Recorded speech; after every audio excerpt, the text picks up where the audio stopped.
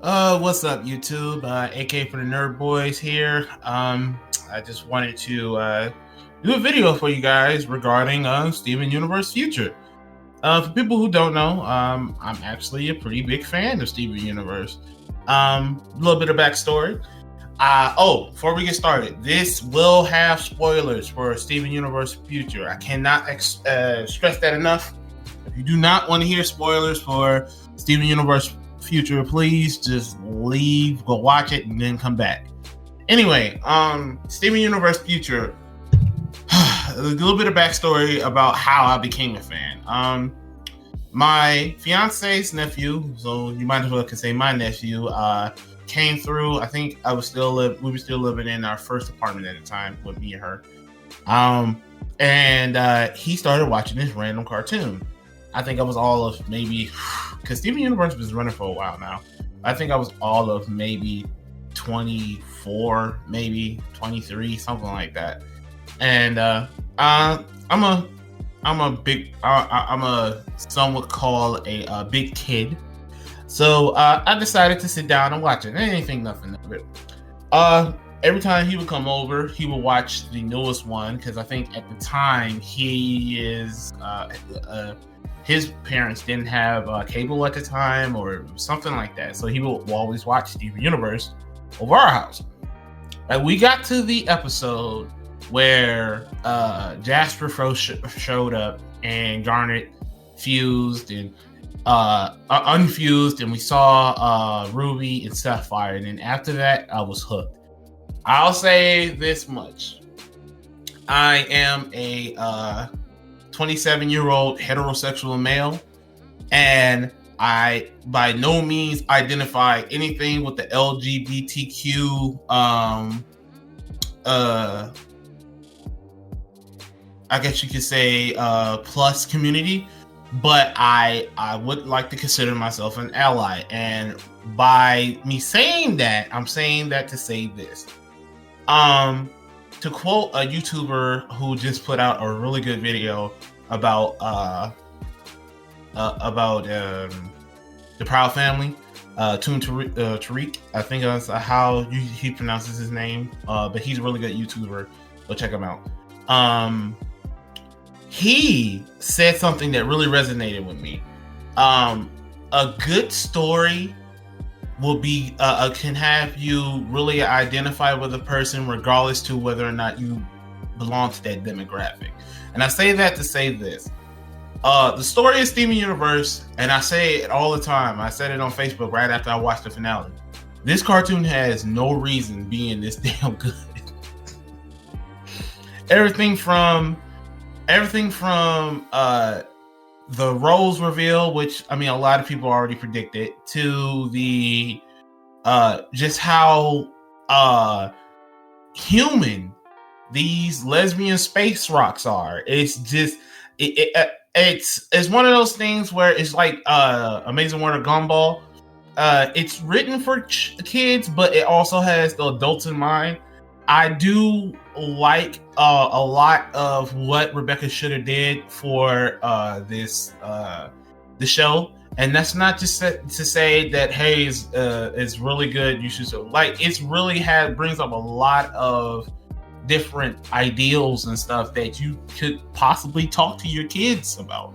For example, one of my favorite scenes of Steven Universe Future is when Greg goes back to his parents' home to get his CD from when he was a child, and it reveals that Greg, Steven's father, grew up pretty pampered, to so much so to he had overbearing parents to the point where he couldn't be himself. And Steven, I think he did so much growing up in this season alone. And that it goes to show how bittersweet this is, because this is pretty much Steven Universe's epilogue.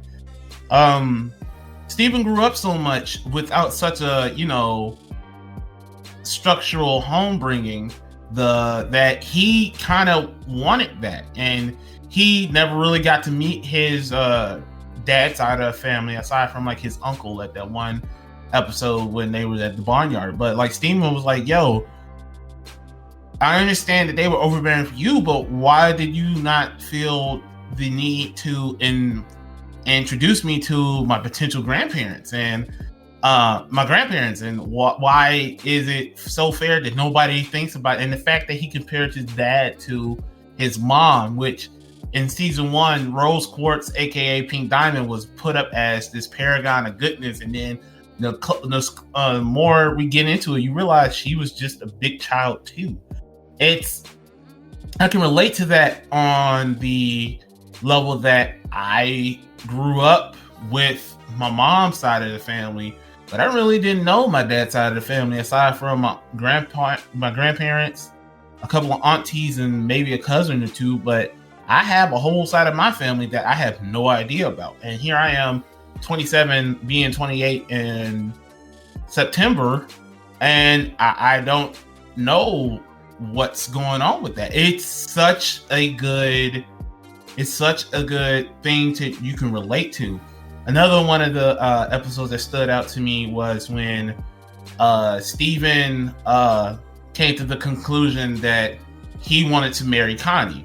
And it goes to show that Steven, for as much as he taught all of those gems, he still was a child in his own right and never really had was put onto social cues. He comes to the conclusion that he should marry his friend that is a girl, Connie, because they never really came out and said that they were boyfriend and girlfriend. They just were friends. And he came to the conclusion that they should be married. And I felt like that was a homage to Dragon Ball, because all of my Dragon Ball fans know, like, OG Dragon Ball Goku, he agreed to marry Chi-Chi off the sheer faith that he thought it was something to eat. And I do love the fact that she paid homage to something and then put her own spin to it, because Connie pretty much told him that, hey, you have no idea what you're talking about. Not saying that in the sense of oh, you're just being playful, Steven, you shouldn't be saying this. In the same in the fact that it was a you don't really understand what you're asking me to do. I like the fact that she said it's not a no, it's a not right now. And that, I like I don't know. I shouldn't be having such strong feelings for such a what people would call a quote kid show, but I honestly I really love this season, and I'm sad to see it go away. But I do love the fact that she has that this was one of the best ways to wrap up the story, and I really can't think of any way else to wrap it up. Because in the first beginning, I was thinking, okay, so what is this going to be about? What is Steven going to be fighting this time? And it was more of less him dealing with intergalactic threats and more of him becoming a young adult. It was more of a coming age story, as like I said at the beginning, it was more of an epilogue. And not to say that I was disappointed, but I just didn't expect that. I didn't when they first announced Steven Universe Future, I was like, okay, so where are we gonna go from here? Okay, what are we gonna do? The finale, oh my god, the finale was almost put me to tears. And like I said, I'm not trying to sit up here and praise a cartoon. Like I said, I think this is something that a lot of people tend to forget. This this was something that was going on. What, Steven Universe came out 2012. This cartoon is damn near 10 years old. So a lot of people grew up with this cartoon like we did, my generation did, with Ed and Eddie and everything, like Ed and Eddie, Animaniacs, Dexter's Lab, Samurai Jack. Like, this is their generation, and I'm just, it's. I was having a conversation with someone else, on one of my friends from college, and she pretty much said that as grown adults, it's hard for us to get attached to things that weren't from our childhood as far as much. It's hard to feel nostalgic for something that you didn't necessarily grow up with. I feel like this is one of those rare chances that this product was just so good, that the ending was so good. It's hard not to. But to go back to what actually happened, pretty much Steven loses it emotionally. His powers is going wonky. He ends up turning into a pink, gigantic dinosaur somewhat. It's hard for me to say what exactly it was, but it was a monster. Harkening back to season 1 of what they used to do was just fight gym monsters and stuff. And pretty much it took his family to come through and say, hey, it's okay to cry. It's okay not to be have the answers all the time. It's okay to need someone else. The show sets up Steven to be this paragon of goodness, almost Superman-like being, but at the end of the day, like when he was first starting that off, and harkening back to another episode from this season, is when Steven went to go visit his mom, visit Connie's mom to the doctor, because he never actually been to a doctor's growing up. Emotional. He never really had a chance to recover from that emotionally. Now that the universe is at peace and he doesn't have to worry about fighting 24/7 and the threat of the diamonds, which are now his family, he can start to unveil from that. And I think in this generation of mental health and how it's so normal to say, it's becoming normal to talk about mental health now. That was an amazing thing to talk about, because children sometimes go through a lot of things and never really get a chance to heal from that. Whether that be the loss of a parent, whether that be the loss of a pet, having to move, having to not even a loss of a parent, the lack of a parental figure to begin with.